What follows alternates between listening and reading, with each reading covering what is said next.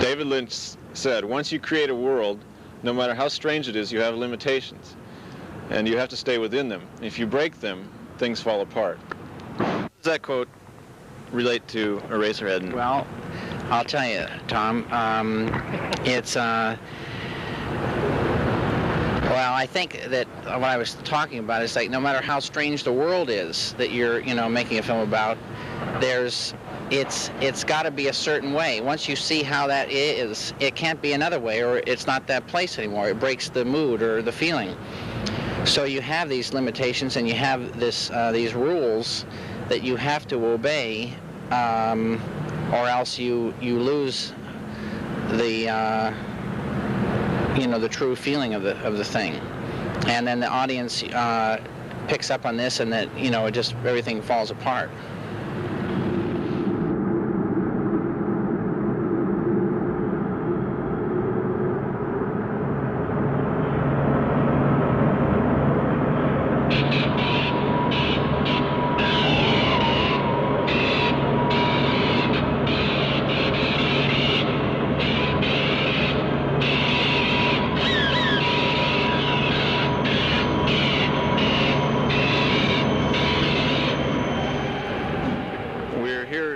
Today with the writer, producer, director of Eraserhead, David Lynch, and Fred Elms, who is the lighting cameraman of the same picture. And where are we right now, David? We're down in the tanks right now. In the tanks. Yeah. You can. It's one of the locations here. Yeah, we shot an early scene of Henry just walking through here. We had a longer scene rigged up, and if you look down here, you can see what remains of a cat we had down here. Was this here when you got here? No, I brought this down here. Oh. This I got from a veterinarian. It had just died, and so he let me work with it, and it wasn't like this. But when we were working with it, it went into the water there, and there's a lot of tar in there, and it got covered with tar and preserved itself. That was 5 years ago that was there. But that never got into the film? No, that cat's not in the film. But Henry walks right from over there through here and comes right to here. So in a sense, it's right just below the shot that's in the film is this cat. And then the next shot was this puddle here, real low along, right along here, and that was all that this place was used for. But this is there's a lot of neat areas, in this tanks. How'd you find this place? I just was driving by, and you can see the tip tops of it from the road. And it's down in this pit area because if any of these things break, then it wouldn't flood out around the area. So it's well secluded from the road, and before these buildings around here were built, we could shoot without seeing any cars, or you didn't know where you were. David Lynch has described his film Eraserhead in this manner: a dream of dark and troubling things. And would you like to expound on that a little? No. No? All right, I thought I'd read some quotes from some national newspapers and see what David has to say about them. The film itself is the dream, the nightmare. I'm not sure if I know what that means, but I guess... well, he's talking about it being a nightmarish film. Yeah. And this the whole reviewer... thing has a dreamlike quality to it, for sure. You can't tell a lot of times whether things are real or whether they're not real. So that's a fine statement, But it's more a dream than a nightmare, I think. Well, I mean, there's where you get why these things are, why everybody has a little something different to say. Yeah. Because it's up to, whoever's writing or whoever's viewing to make up their own mind. about what's going on. So it wouldn't do any good for me to say, you know, anymore. Or for Fred to say anymore. The most intense thing I've ever seen in my entire life. I thought it was an intelligently made, compelling nightmare about the repressed sexuality of Henry Spencer. That was his name, right? Henry Spencer. And I liked it. Some inane, bizarre person with a disturbed mind wrote that film, and I did not enjoy it.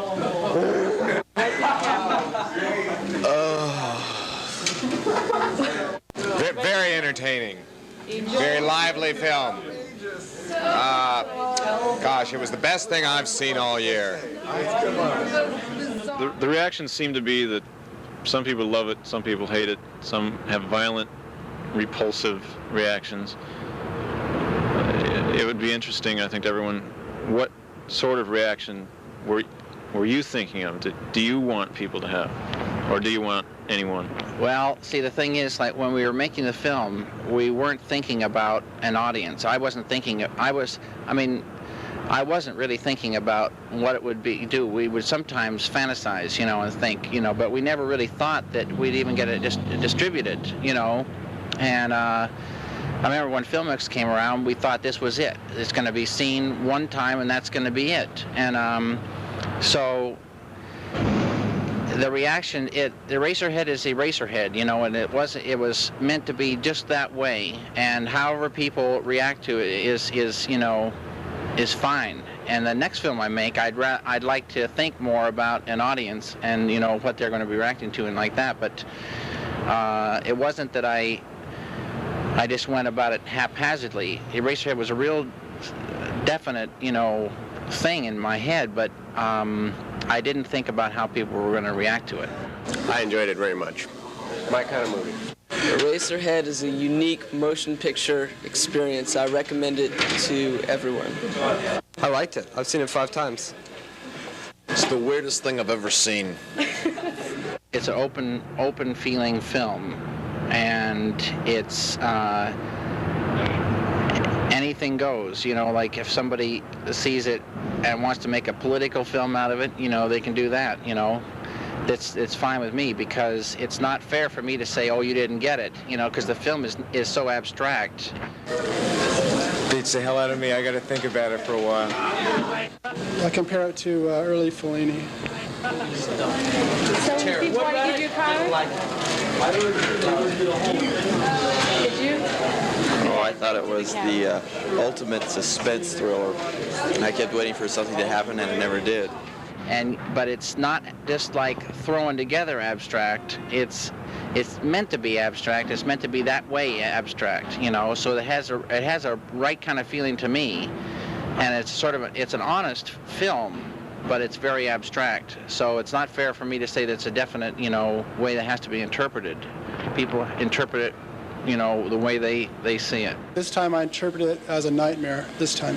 I thought there were other meanings, but now I'm not sure. It was very good acting, but I've seen it 8 times, and that's about enough. Like, I think this place is beautiful, you know, and I think that a lot of things that other people think are ugly are beautiful. And if you look at them right, or if you're, you know, like, if they're sort of isolated and put in a different context, they can be seen as shapes and textures, and, you know, and they're beautiful.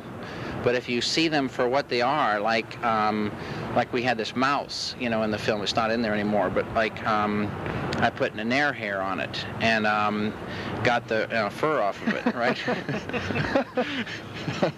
And to me, that was really beautiful. And but to other people, they would see this sort of hairless mouse. That's great.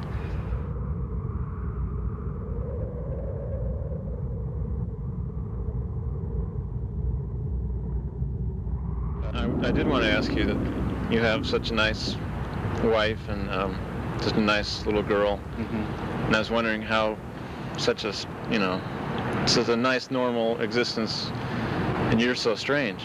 Well, I'm not all that strange, really. And also, everybody beneath a lot of times a calm exterior is, the subconscious, right? And that's where everyone has their little, well, not little, the denizens of the deep and all that. And this film, a lot of people say, is a real sort of subconscious experience. It unearths things that are inside of people. So it's sort of like a dream, the dream theme again too. Okay. The San Francisco Examiner called it a grotesque comic melange of the vile and the uncanny. That's a good one too. That's very good. Would you go along with the comedy? I mean, oh, for sure. Oh, yeah. Especially the first half of the film is a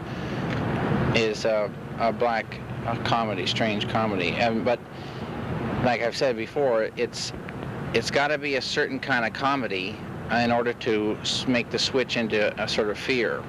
So a lot of kind of comedies, once you begin to feel too safe, then it's real hard to switch over.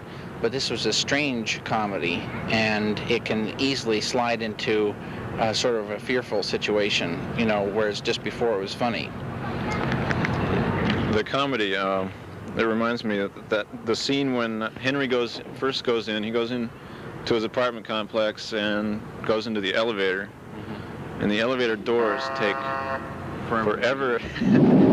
And I can't figure out why, but I always end up laughing. Is that intended? Yeah, it's intended to be funny. Yeah. Comic timing. All right.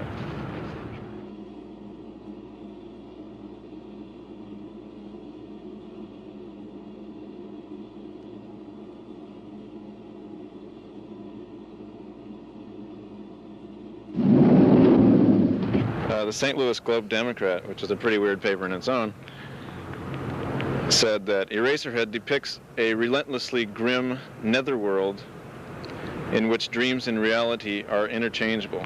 Right. Right. And this netherworld is a real good thing, because like Eraserhead doesn't take place in any known city, or it's on the fringes sort of a city, and it's people that live in industrial where like after 5 o'clock, there's nobody around, and these people are of a certain type, like Henry and Mary are all. They've got caught in the past. They live in their own time, and there's not a whole lot happening that is normal. Another world.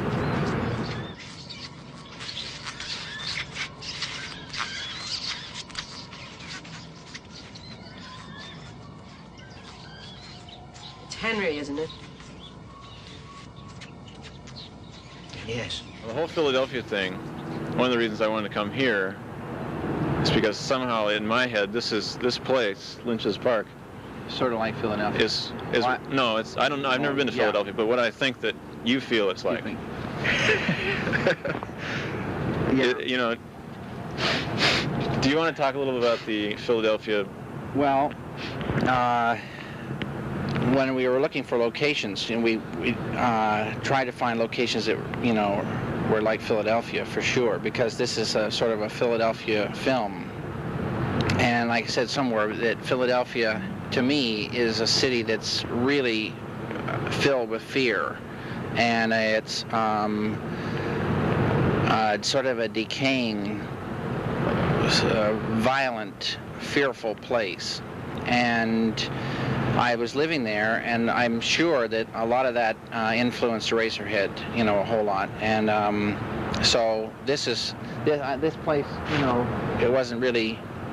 It has that feeling, the right feeling for Eraserhead, and all the other locations we try to find. But downtown LA is also got its own, feeling, and it's a great place. And so our locations that we got down there were not really like Philadelphia, but they had a nice mood to them, and we had to be real careful, shooting. Like a lot of times, right next door to where we were shooting, there was something that just was, absolutely not right. But the things that you see are, have the right feeling, and were tried to, be like Philadelphia, at least in the beginning, but more became it more or less has a feeling of downtown Los Angeles, really, or another city altogether than Philadelphia. Did you always intend it to be a black and white film? And Oh yeah, it's definitely a black and white film story. And how did you get together with Fred and decide on the type of photography, the type of lighting? Well, Fred started shooting after we'd been shooting for 9 months. Oh. So there was another cameraman that shot for 9 months. Then Fred came in, but Fred had the job of Shooting for the next 4 years. Fred shot for 2.5 years, and we for sure talk, a whole lot about them, mostly like mood and stuff, and then they would work out all the, the lighting and things like that. But it's really David's personal vision, I think. It's the way he wanted to see things, and both Herb, the other cinematographer, and I were just there to translate that, because it was David's idea. Yeah, but then there's also there's black and white film. Everybody says is the hardest to light. Color film is the colors separate themselves, and a lot of times they just light it flat and the way they go. And today it's all speed. So this was like, super time consuming and really hard to light. And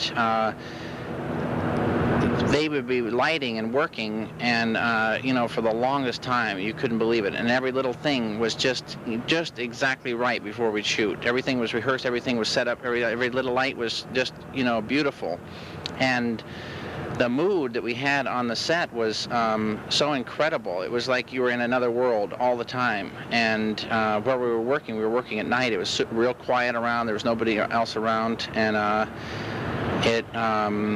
once things were lit, the mood was not only on film, but it was right there where we were working. It was really incredible, and they really did a number on it. It was really good. You said before that the lady in the radiator was not in the original script. Right. Where did she come from? Well, Henry, to me, the lady in the radiator is a sort of a beacon of light, and Henry's world was really dark, without her, and she is represents some hope there for old Henry. And she came along, right in the middle of the shooting, and the weirdest part about it is that, like so many things, it just fell in just so perfectly, because we'd already shot scenes of the radiator and Henry looking at the radiator, and it just, was a natural.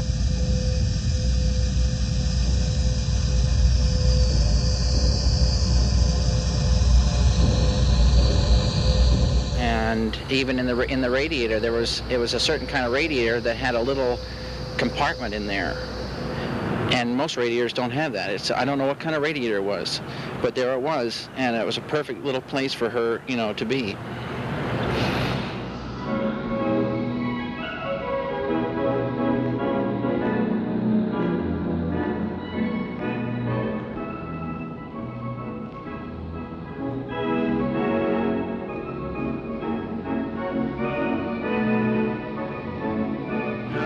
Cast. How did John Nance come into the picture?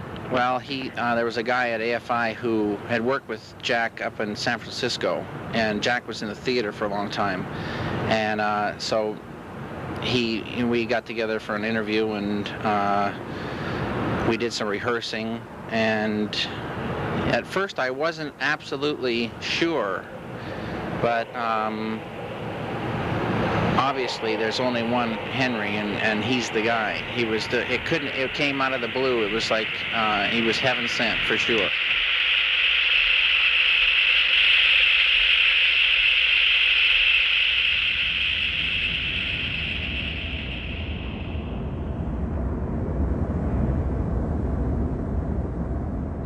With the whole idea of stars and things, I sure wasn't into. I didn't want big names. I wanted people that were obscure, because if you're going into the netherworld, you don't want to go in with Chuck Heston,